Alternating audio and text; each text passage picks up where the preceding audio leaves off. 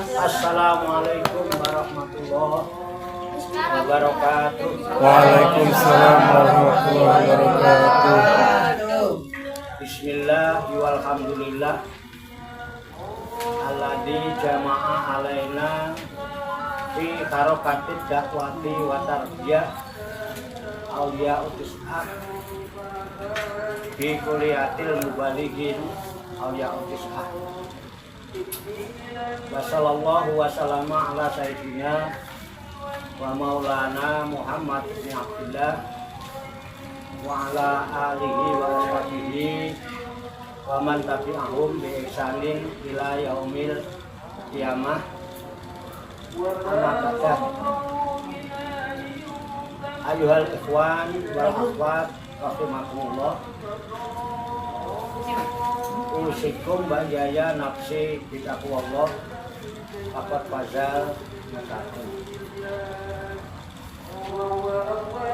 Alhamdulillah wa syukurillah, dengan berkat taufik, hidayah, inayah, kudrat dan iradah serta izinnya, pada malam hari ini kita masih dapat berjumpa dan berkumpul kembali bersama-sama bersilaturahmi dalam rangka melaksanakan jadwal kegiatan kita, yaitu kuliah Mubalighin Aulia Utis'ah di bawah naungan Harokah Dakwah wa Tarbiyah.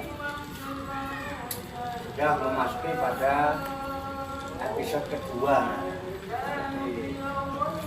yang kedua pada pertemuan yang kedua, kuliah yang kedua. Kita melanjutkan materi kuliah pada kesempatan yang lalu, yaitu tentang motivasi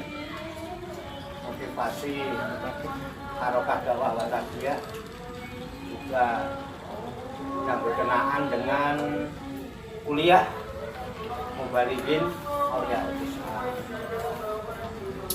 Kita berharap hanya kepada Allah Subhanahu wa Ta'ala, semoga dengan wasilah Harokah Dakwah wa Tarbiyah, dengan kegiatan kuliah Mubalighin Aulia Utis'ah ini, Allah Subhanahu wa Ta'ala berkenan membimbing kita sekalian menuju jalan kesempurnaan ilmu, kesempurnaan iman, kesempurnaan ihsan, kesempurnaan Islam, serta kesempurnaan hidup dalam berserah diri kepada Allah Subhanahu wa Ta'ala secara totalitas, secara kafah.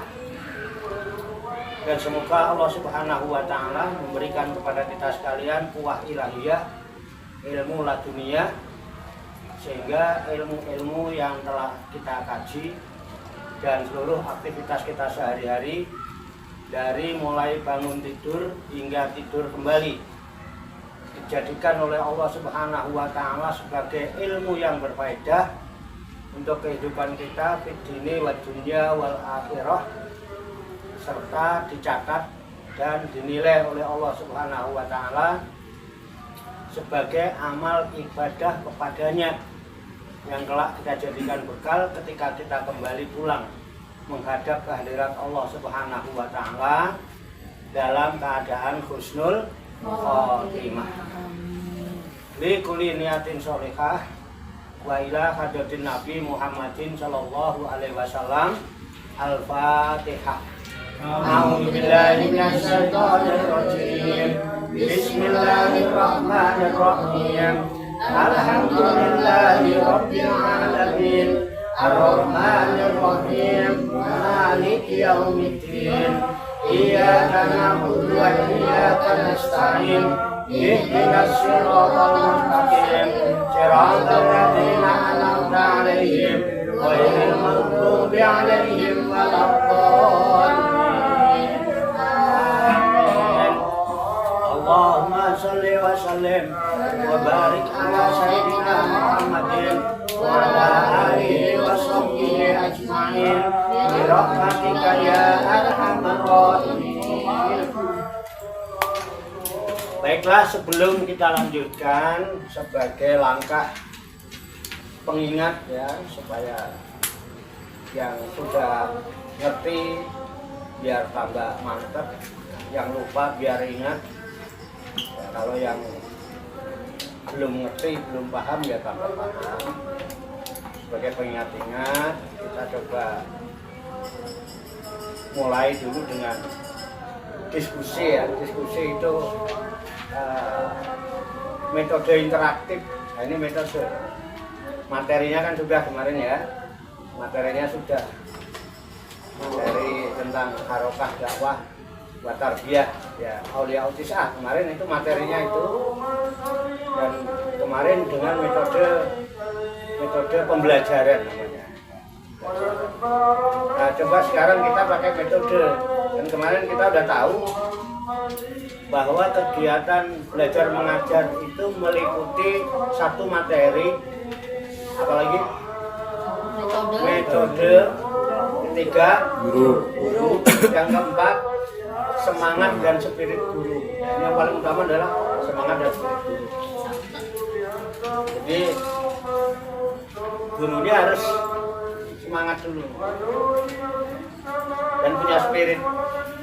Jadi dosennya harus semangat dulu dan punya spirit.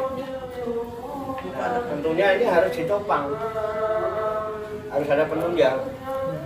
Kalau dosennya harus semangat dan spirit, kira-kira mahasantrinya gimana? Hah? Semangat apa loyo? Ngumpet ya, harus semangat. Yang pertama itu semangat dulu. Semangat giro, semangat spirit itu akan muncul apabila ada daya tarik, ada ketertarikan dalam diri kita. Pertama memang tertarik dulu untuk ikut kuliah gitu kan. Tertarik apa kepaksa gitu? Tertarik. Hah? Tertarik ya? Tertarik gitu ya? Tertarik untuk kuliah, ikut kuliah dalam kuliah Mubalikin Al-Tis'a. Nah, kemudian kalau boleh saya bertanya, apa yang buatmu menarik di dalam harokah dakwah wa tarbiyah ini sehingga dengan semua itu tertarik gitu? Apa yang menarik di dalam gerakan dakwah dan tarbiyah? Apa? Menambah wawasan. Menambah Wawasan. Kalau sudah tambah wawasannya mau apa? Apa yang bisa dipraktekkan? Ya? Biar bisa dipraktekkan sama-sama. Biar bisa. Dipraktekkan ilmu yang udah dapat sama anak-anak. Oh, gitu. Ya intinya ada satu kebutuhan. Ya. Orang tertarik karena butuh. Ya, betul. Kalau nggak butuh itu nggak tertarik. Bagaimanapun ini kan, ya kan? Kenapa kita tertarik untuk dakwah ya? Dakwah itu menarik mestinya. Kenapa dakwah menarik? Apa dakwah? Dakwah itu apa? Menyeru. Mengajak, menghadirkan, mengundang, merangkul untuk hal-hal Yang tidak baik menjadi lebih untuk hal-hal yang baik, baik. untuk hal-hal yang Baik. Nah, berarti nilai baik itulah yang membuat orang menarik itu kan? Ya. Karena setiap orang itu menyukai yang namanya kebaikan. Makanya di dalam dakwah ada amar ma'ruf, nahi mungkar. Terus ada enggak sih usaha-usaha untuk membuat orang tertarik itu? Kan dakwah itu kan Ya. mengajak. Ya. Kalau orang nggak tertarik, kira-kira mau nggak diajak? Enggak, males. Hah? Males.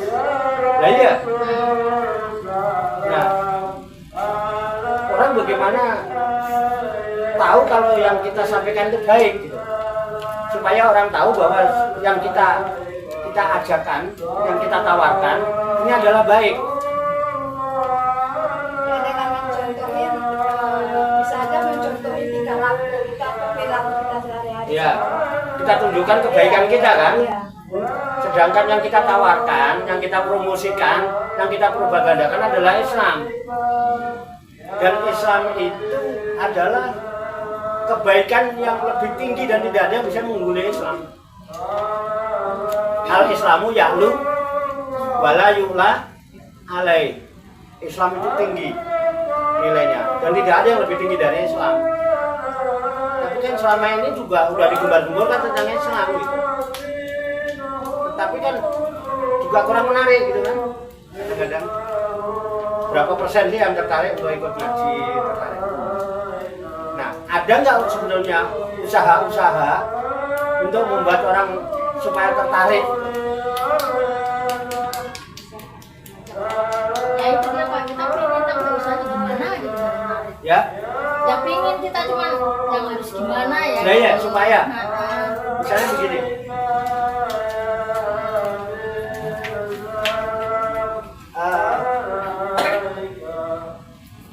Kalau kita tertarik dengan sesuatu itu pertama dari apa dulu? penampilan gitu. Hah? Memandang. Memandang. Memandang dulu. Ah, kumel nggak tertarik ya. Penampilan.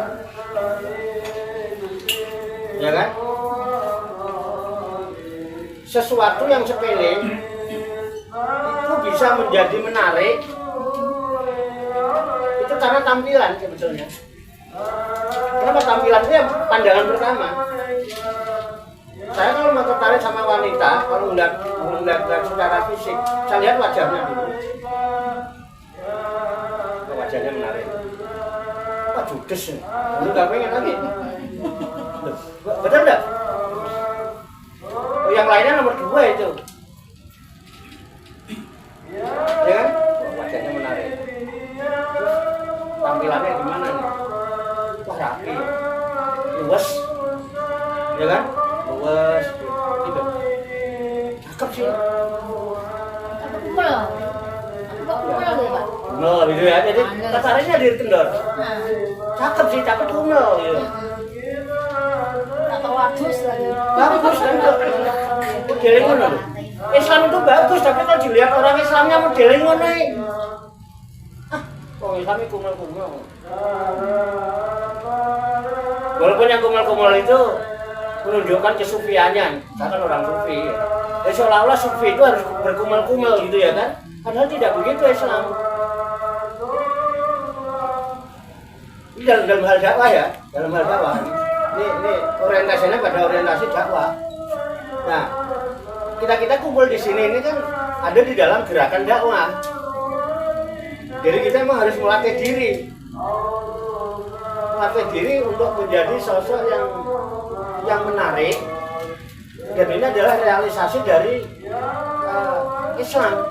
Islam itu begini loh. Ternyata Islam itu menarik gitu ya. Islam itu luas, keren Islam itu. Selama ini kan kesannya ya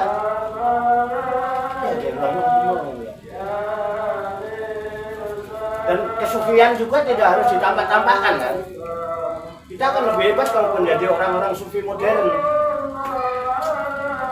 Ya kalau sufi-sufi zaman dulu kan tinggalnya di hutan, di atas gunung, dia nggak bergaul dengan siapa-siapa. Ya kan? Kalau sekarang di tengah metropolitan dalam gerakan dakwah tampilan itu diperlukan, sehingga dengan tampilan itu menikmati daya tarik pandangan pertama. Nggak suka ada. Misalnya saya cowok, ini cewek misalnya. Terus ngomong nih, sesungguhnya aku sudah tertarik sama dirimu sejak pandangan yang pertama. Ada nggak kata? Terus kurang sweet. Kenapa bisa gitu? Nggak tahu. Sejak pandangan pertama, gitu kan? Walaupun mungkin orang memandang itu barang sepele. Ciki itu harganya berapa? paling 2.000 ya. Saya nggak bisa bayangkan makanan harganya 2.000. Saya bayangin nyetak bungkusnya aja berapa itu? Hah? Bungkusnya hebat ya? Nah itu maksud saya. Coba sosok-sosok dai, para pendakwah yang akan menyampaikan, ya, yang menyampaikan namanya mubalek. Itu sudah berlatih untuk tampil keren gitu.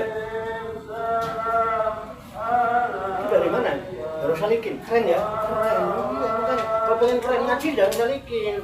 Menarik nggak? Iya kan? Jadi nggak perlu ada kata-kata tersinggung karena dibilang rembes misalnya. Jadi nggak akan ada orang bilang, oh dosanya rembes, kan nggak ada. Kalau saya dibilang rembes mungkin sampai tersinggung kan. Coba seandainya ada, kamu kuliah di mana? Di Riyadhus Shalikin. Dosennya siapa? Cak Warto. Ah dosennya rembes, tersinggung nggak teman? Jadi mas, marah nggak? Marah. Sehingga saya tidak mau sampai nanti marah tersinggung sama omongan orang. Nah, saya harus tampil beda kuliah kok. Dosen aku lagi. Saya dosen. Ini tawajuan beda lagi, antar lagi tawajuan. Oh, kok tawajuan nggak tahu ganti. Sarungnya ya itu putih, bajunya putih, ya sorbannya putih. Pasti dari dulu Pak, makanya ini nggak apa-apa, aku lagi tawajuan. Saya kan dosen. Nggak apa-apa kalau pertemuan pertama saya harus hijau, pertemuan kedua masa harus hijau lagi. Tadi bilang saya kan, agak ganti itu kakak. Ya kan nggak enak kan? Menarik nggak? Kadang coklat dong. Loh, kalau dosennya aja mau berkeren-keren kok sampai mahasiswanya nggak mau keren loh. Itu langkah awal, makanya dalam Islam ada syariat. Benar nggak? Ada syariat, baru nanti ada torekot, baru nanti ada makrifat, baru nanti ada hakikat. Itu kan memang jenjang. Kita dididik oleh Allah untuk seperti itu. Bisa dipahami nih ya, ini wawasan aja, tambahan. Ini lanjutan dari dakwah. Jadi orang yang bertugas dakwah kan berusaha untuk memanggil supaya orang mau. Jadi kita harus berusaha untuk tampil apa? Menarik. Bukan berarti riya, bukan. Kalau kita pakai baju rapi itu lillahi ta'ala. Saya sudah meletakkan sesuatu pada tempatnya karena Allah. Riya itu enggak. Ini di sini adanya. Ya atau tidak riya itu. Malah kalau kita takut tampil baik, takut dikata riya, itu riya. Sama tampil baik bukan karena Allah. Sama nggak mau tampil baik bukan karena Allah, tapi karena apa? Takut dianggap riya, kan gitu. Ya itu riya. Tuh tipis sekali. Nah ini para dai harus paham ini. Jadi jangan takut tampil keren juga. Kalau itu sekeren-keren mungkin. Udah tolong. Itu ya, beda dari ini kan beda. Ini dakwah, namanya dakwah. Ya. Udah kita paham ya. Ini wawasan tentang dakwah dulu lah. Jadi syariat itu tetap penting. Harus ada syariat, ada apa. Silakan bertarekat, tapi syariatnya benahin dulu. Bukan berarti kalau udah bertarekat merasa tinggi terus udah syariat diabaikan, bukan, tidak boleh. Harus paham syariat itu. Syariat bukan hanya bisa, tapi harus paham. Saya sholat begini ini karena saya paham kenapa. Dasarnya ini. Ini perlu kuliah itu seperti itu sebenarnya. Kuliah itu artinya menyeluruh. Pemahaman secara global menyeluruh, makanya kuliah. Kulun itu segala artinya. Benar nggak? Innallaha ala kulli syai'in qadir. Sesungguhnya Allah itu ala kulli, atas segala sesuatu. Syai'in sesuatu, qadir maka. Jadi kuliah itu segala. Jadi segala macam keilmuan itu diajarkan di dalam kuliah mestinya. Bukan hanya sampai sekedar bisa sholat, tapi juga paham apa yang dilakukan di dalam sholat. Kalau cuma sekedar bisa sholat kan anak-anak kita udah pinter. Paham ya? Nah, ini kuliah nih. Jadi bedakan kalau saya penyampaiannya kok berbeda dengan ketika di majlis salin, ketika di halaqah dzikir. Ya beda kan ini kita kuliah levelnya. Kita sepakat ini malam Rabu ini jadwal kuliah Mubalighin Aulia Sisa. Nah, ini dakwah tarbiyah ya. Nah, kemudian kemarin yang membahas tentang Mubalighin ya. Mubalighin itu ya kuliah itu aja menyeluruh. Jadi insya Allah kita akan membahas sesuatu pengetahuan bersifat menyeluruh, global.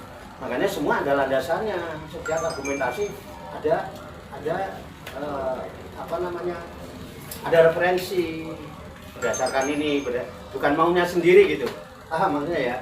Bukan maunya sendiri. Jadi memang ada dasarnya. Nah sebetulnya kalau ini kita hanya wawasan dulu aja ya. Saya tidak menekankan itu. Di mana kuliah itu biasanya punya referensi kuliah itu. Misalnya kita bahas tentang apa dakwah itu, minimal ada fiqh dakwah. Dan harus punya bukunya, punya kitabnya kan. Orang kuliah itu suruh bawa buku nggak? Suruh beli buku nggak? Suruh beli kitab. Adapun yang tidak membeli kitab, nggak beli buku, biasanya dia lebih rajin ke perpustakaan.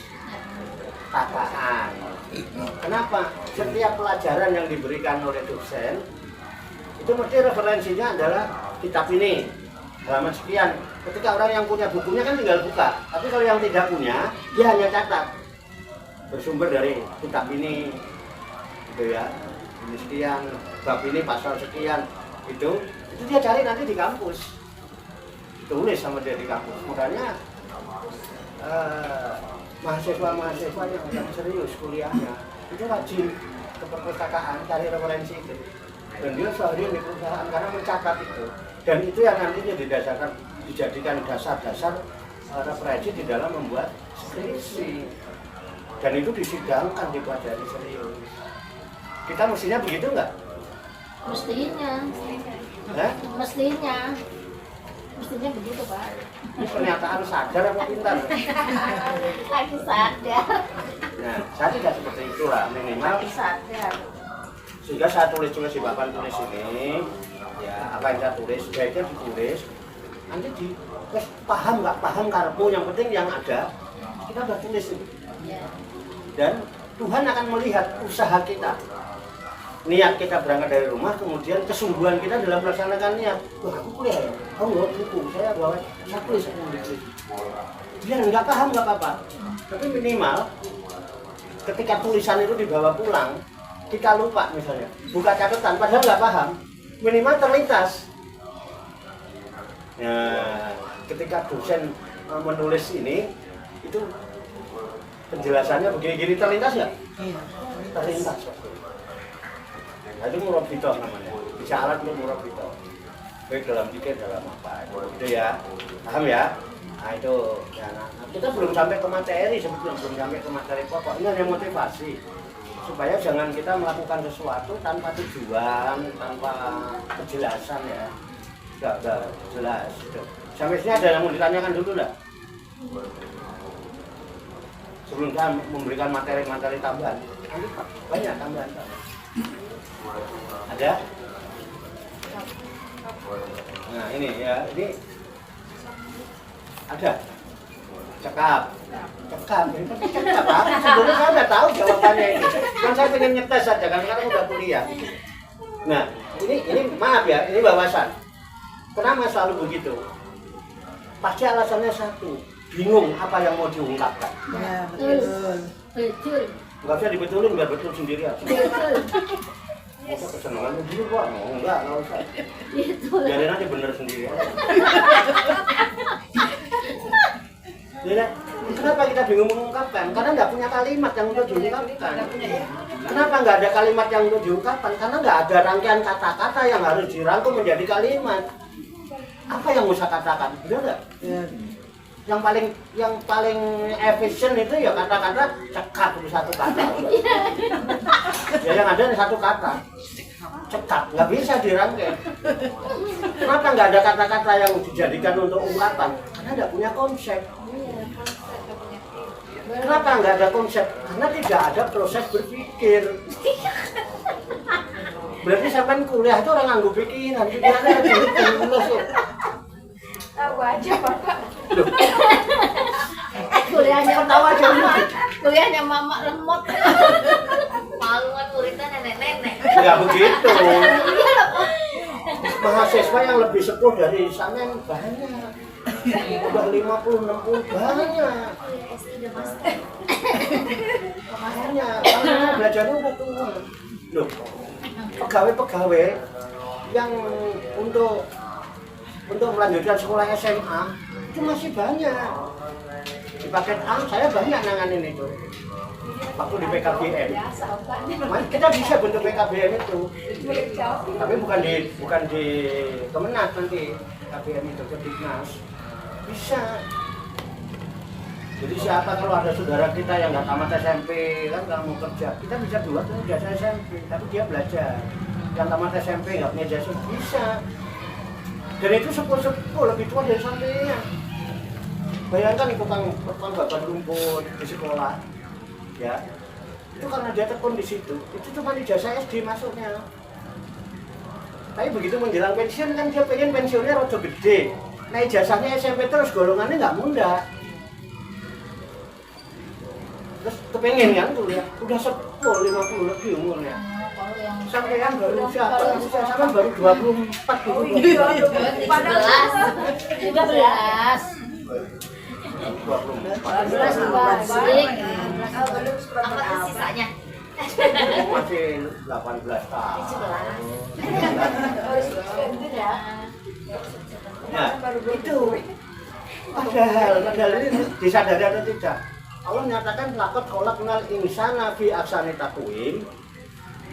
Sungguh aku ciptakan manusia, insan manusia itu fi aksani takwim, sebaik-baiknya ciptaan, baik-baiknya makhluk, paling sempurna itu manusia. Kenapa? Karena pikirannya. Sekarang kalau pikirannya nggak tahu tinggal terus ngaku manusia ini, Mbak. Terus saya bingungnya apa sih yang kau pikirin? Jadi pakai Pak, cuman kalau buat kuliah ini emang ada lemot gitu, ada lemot. Itu justru. Jadi sampai jadi Lemot. yang penting nggak mangkat dong gitu kan? Jangan. Justru ini perlu nggak motivasi ini? Juga harus termotivasi. Direnungkan aja di rumah dibaca. Ya pengen pinter kita sebenarnya. Jadi bisa dipahami nggak? Fakta kan? Jadi kenapa sama enggak itu? Ya karena tidak berpikir. Kenapa? Berpikir itu membuahkan konsep. Konsep itu membuahkan kata-kata. Kata-kata dirangkai membuahkan kalimat. Kalimat itulah yang menjadi media alat untuk bisa mengungkapkan sesuatu dari hasil pikiran itu. Karena sama enggak tahu mikir, apa enggak punya pikiran ya lucu, enggak mungkin ada menungso ya. Nah itu ya. Udah nggak apa-apa. Ya anggap aja udah paham. Bapak jadi paham. Enggak, Bapak jadi paham. Nah kalau kemarin kita apa namanya sudah mengenal tentang dakwah ya. Dakwah berasal dari akar kata da'a yaitu dakwatan, artinya menyeru, memanggil. Dakwah menurut apa syariatnya, menurut istilahnya adalah menyeru, mengajak manusia untuk berubah dari hal-hal, dari sesuatu yang tidak baik menjadi kurang baik, yang kurang baik menjadi baik, yang baik menjadi lebih baik. Masuk gak hafal? Masih hafal, saya masih ingat. Ingat Pak itu Pak. Ya. Dengan jalan apa? Melaksanakan perintah amar ma'ruf, ajak-ajak pada kebaikan, mencegah pada kemungkaran. Itu dakwah. Dakwah juga nanti ada materinya, harus ada metodenya, kan gitu. Nah, tarbiyah juga pendidikan itu juga harus ada materinya, kemudian ada metode. Nah, kita belum nyampe di situ. Belum nyampe di situ. Ini masih motivasi. Nah, sekarang kuliah itu artinya menyeluruh. Jadi kita harus punya pemahaman secara menyeluruh. Bagaimana kita bisa menjadi orang Islam yang kafah, sementara kita juga pemahaman terhadap Islam tidak kafah. Mungkin nggak? Nggak mungkin. Makanya harus kuliah ini, maksudnya kuliah. Nah,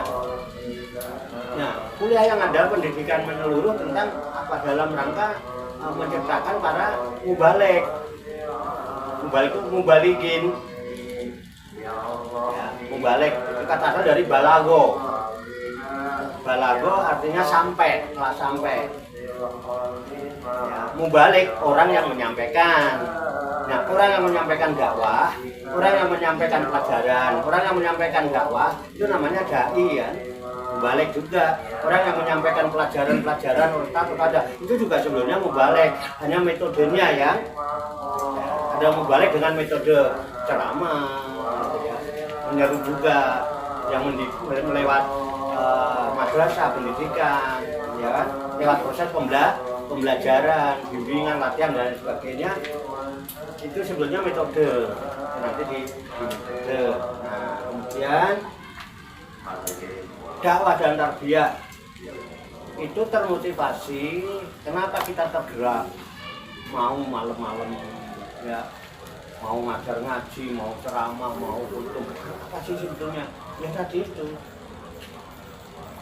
ingin ikut serta di dalam merubah kondisi ibda binafsi dari mulai pribadi, keluarga, tetangga, rumah tangga, masyarakat, bangsa dan negara ini yang tidak baik biar menjadi kurang baik, yang kurang baik menjadi baik, yang baik supaya menjadi lebih baik. Insya Allah kalau lingkungannya sudah baik, ya kan, kita mati, ninggalin lingkungan yang baik, kemudian kita punya keturunan, menjadi keturunan yang baik. Tapi kalau sudah tidak ada ini, nanti akan muncul generasi-generasi yang lemah sesudah kita. Betul nggak? Dan kita nggak ingin punya keturunan lemah. Lemah di bidang ilmu, lemah di bidang akidah, lemah di bidang syariah atau ibadah, lemah di bidang akhlak. Kalau keempat-empatnya ini sudah lemah, nanti kesejahteraannya pasti lemah. Karena apa? Akan mudah dibohong dan mudah dijajah oleh bangsa lain. Akhirnya dikuasai orang lain, kan nggak enak. Orang tua kita berjuang untuk nenek moyang kita ratusan tahun dijajah, nggak enak. Nah, jangan sampai sepeninggal kita muncul generasi-generasi yang lemah sehingga mudah dijajah. Kan kita bakal punya anak, punya cucu, punya cicit sepeninggalan kita. Nah, itu termotivasi dari firman Allah kan. Nah, ini kan referensinya. Dari mana kita terdorong oleh itu? Karena dimotivasi ya, oleh Allah Subhanahu wa Ta'ala dalam firman-Nya dalam Al-Qur'an. Apa itu bunyinya? An-Nisa. Apa? Ayat Itu surat apa? An-Nisa ayat 9. Nah, bunyinya gimana? Oh, Pak, buka HP dulu. Wal yakhshal ladzina law taraku min khalfihim dzurriyyatan di'afa khafu 'alaihim wal yattaqullaha wal yaqulu qawlan sadida. Isin kalau dosennya kalau yang rajin ngapalin kan harusnya mahasiswanya ya. Kalau dosennya wal yakhshal ladzina, dan hendaklah orang-orang itu takut lautaroku jikalau mereka meninggalkan min khalfihim di belakang mereka dzurriyyatan di'afa generasi-generasi yang lemah. Khafu alaihim, dan mereka khawatir takut tentang kesejahteraan mereka. Fayattaqullah, maka takwalah kamu pada Allah, laksanakan perintah itu. Jangan sampai kamu meninggalkan generasi yang lemah itu. Ayo kita mati muncul generasi-generasi yang kuat. Ya, wal yaqulu qawlan sadida, dan adalah kalian itu bertutur kata, berkata-kata, mengucapkan tutur kata, ucapan kata-kata yang baik dan yang benar. Tentu baik dan benar sesuai dengan kaidah. Baik itu apa? Baik itu khair. Khair itu apa? Nah, ini kalau mau ditulis boleh. Nah, ini dulu. Kita tahu bahwa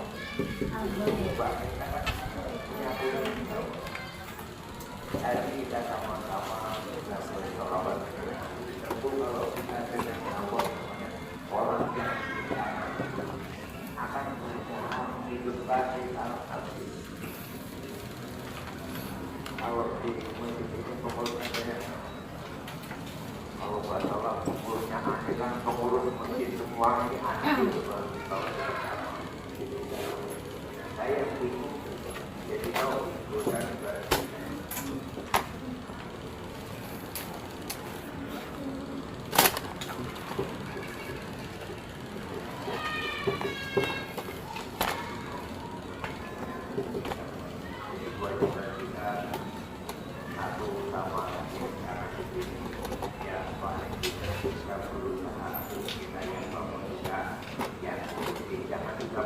Nah, ya. Al khairu huwa. Al khairu artinya apa? Khair. Ya. Kebaikan itu huwa ialah. Kebaikan itu ialah. Ya, huwa itu dialah. Ma yanfa'uhu, apa saja yang bermanfaat untuk dirinya. Jadi apa saja yang bermanfaat untuk dirinya. Wa yanfa'u jama'atahu, dan bermanfaat untuk masyarakatnya, untuk jamaahnya di dunia.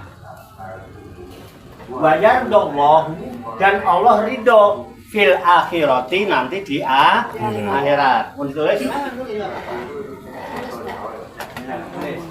itu namanya definisi takrif. Takrif itu definisi.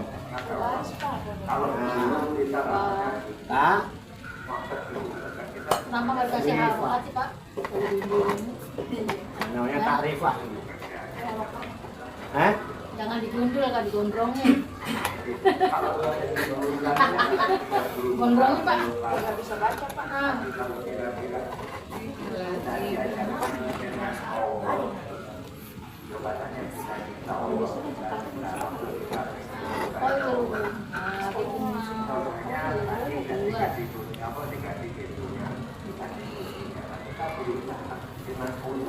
Nah, betul.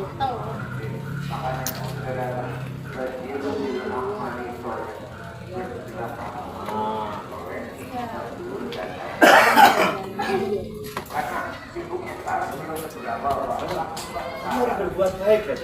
Baik itu apa?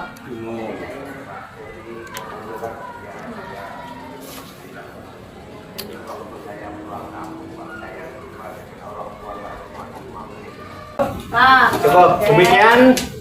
Semoga ada hikmah dan manfaatnya bagi kita sekalian. Semoga Allah memberikan bimbingan, taufik, hidayah dan inayah bagi kita sekalian, memberikan kekuatan lahir dan batin, mampu mengamalkan dalam kehidupan kita sehari-hari, sehingga kita digolongkan oleh Allah sebagai hamba yang muslimin, mukminin, muhsinin dan mutakin yang selamat, sejahtera, bahagia di dunia dan di akhirat. Amin ya rabbal alamin.